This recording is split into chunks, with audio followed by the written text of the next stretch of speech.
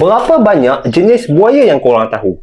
Hai, saya Acap. Disebabkan baru-baru ni banyak sangat berita buaya duk bersidai kan. Jadi saya nak ambil kesempatan ni nak cerita berkenaan dengan keturunan ataupun order Crocodilia.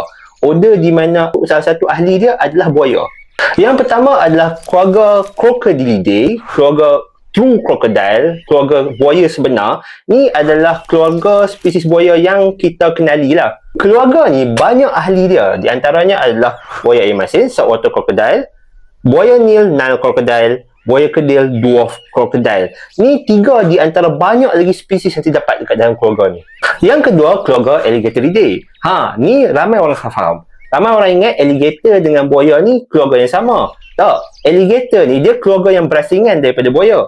Alligator ni walaupun keluarga yang berasingan dengan buaya, dia masih lagi dalam satu keturunan ataupun order yang sama. Dalam keluarga ni terdapat jenis alligator, dan dalam jenis ni terdapat dua spesies, iaitu spesies American alligator dan juga Chinese alligator.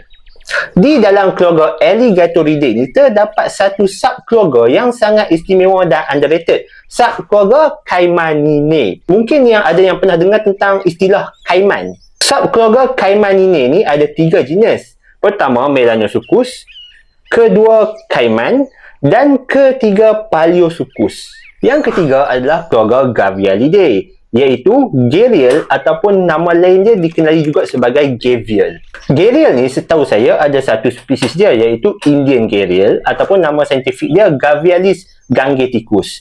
Spesies ni hanya terdapat di India, Bangladesh dan juga Nepal.